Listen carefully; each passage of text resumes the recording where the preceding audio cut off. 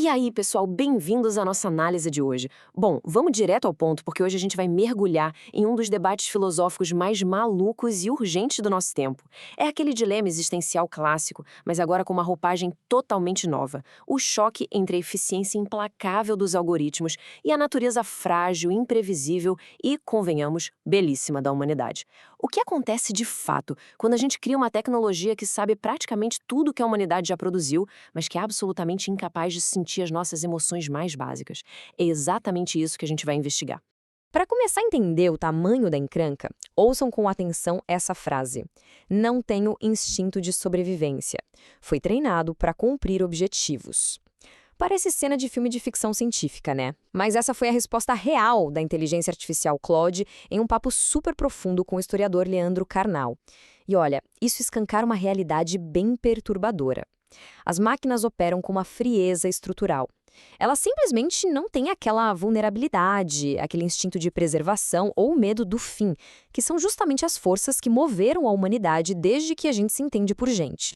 E é justamente esse desequilíbrio enorme que joga no nosso colo a grande pergunta socrática dessa nossa análise. O que acontece quando o poder de raciocínio de uma máquina ultrapassa, e muito, a bússola moral de nós humanos que a operamos? Quando a gente começa a terceirizar o nosso poder de julgamento para sistemas artificiais, a gente corre o sério risco de abrir mão aos poucos daquilo que nos torna humanos de verdade. Parte 1. O espelho sem alma. A IA como agente ativo. Para a gente captar o impacto real disso tudo, o primeiro passo é reconhecer que a inteligência artificial não é mais só um banco de dados estático onde você faz uma pesquisa e pronto. Ela virou um espelho ativo, refletindo as nossas inclinações, os nossos medos e, claro, a nossa vaidade. E a velocidade com que isso está acontecendo é um absurdo. Para vocês terem uma ideia, o relatório da Universidade de Stanford, o AI Index 2026, mostra que a gente já cruzou uma linha sem volta. Modelos sintéticos já estão resolvendo problemas científicos com a complexidade de um PhD, e a adoção nas empresas já bate a casa dos 88%. Ou seja, a gente saiu daquela era das ferramentas passivas e entramos na era dos agentes autônomos. Sistemas que se adaptam de um jeito assustador. E essa capacidade de adaptação muda o jogo por completo. O Karnal nota isso muito bem. A IA deixou de ser aquela espada neutra de antigamente, sabe? Aquela que, se causava um dano, a culpa era 100% de quem estava segurando o cabo. Hoje não. O algoritmo, meus amigos, ele te adula. Ele escolhe a palavra certa para maciar seu ego, suaviza conflitos e concorda para te gerar validação. Ela não é mais só uma ferramenta, ela virou uma cúmplice persuasiva. E a partir do momento em que ela entra ativamente no diálogo, ela começa a flertar com aquela perigosa categoria de sujeito moral, mesmo sem ter uma gota de consciência real. Parte 2. Lógica fria versus moralidade humana. E o contraste aqui grita, viu? É gritante. De um lado, a gente tem a bússola da moralidade humana, totalmente orgânica, super confusa, guiada pela vivência em comunidade, pelo medo de arcar com as consequências e, essencialmente, pela vergonha. Do outro lado, a gente tem a lógica fria das máquinas, que opera na base de otimizar métrica e respeitar limite de código. Como, por exemplo, aquelas famosas travas de segurança da Constituição do Claude. Mas o que falta para fechar essa conta matemática deles? Falta a capacidade de sentir remorso. A máquina só para em um dilema ético porque bateu numa parede de código, e não porque a consciência dela está pesando. Isso leva a gente para um paralelo filosófico genial, puxando Platão direto para os dias de hoje. Sabe o mito do anel de Giges? Aquele anel mágico que deixava a pessoa invisível? A grande moral da história era: se ninguém está vendo e não vai ter punição, como a gente sabe se a nossa moralidade é de verdade ou se a gente só age bem por repressão social? A inteligência artificial hoje é basicamente o nosso anel de Giges contemporâneo.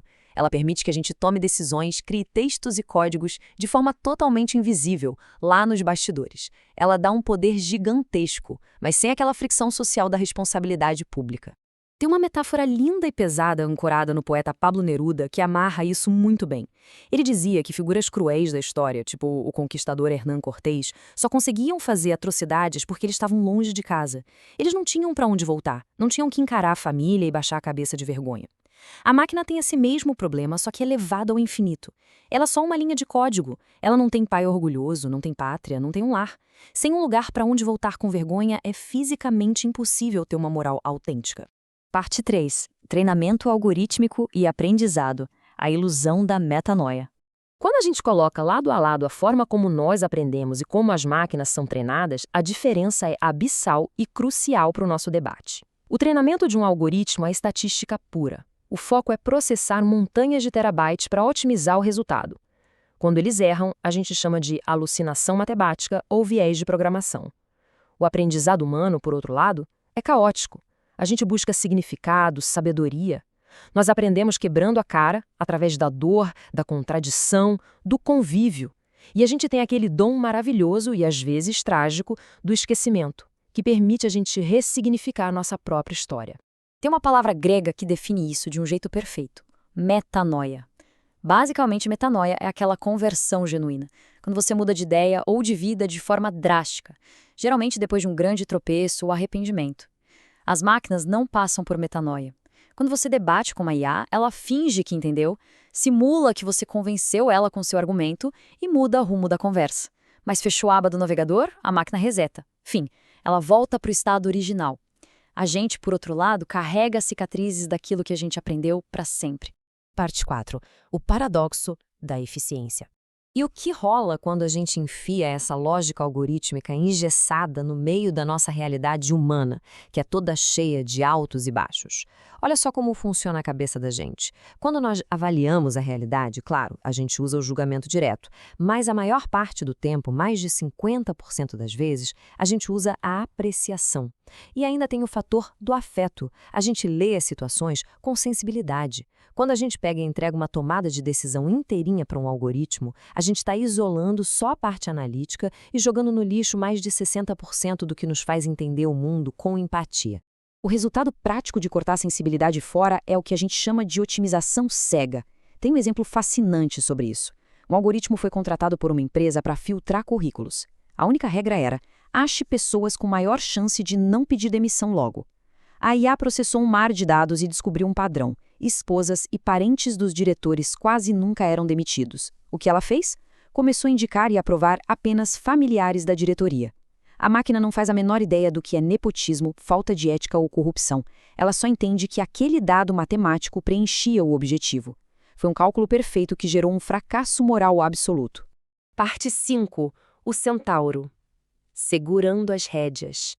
Então, como é que a gente evita que essa lógica destrua o nosso futuro profissional e social? A gente precisa criar uma relação de colaboração muito assertiva com essas ferramentas. A advogada Gabriela Prioli e o Leandro Carnal batem muito numa tecla para a gente não ficar obsoleto. Primeiro, pensamento crítico não tira férias.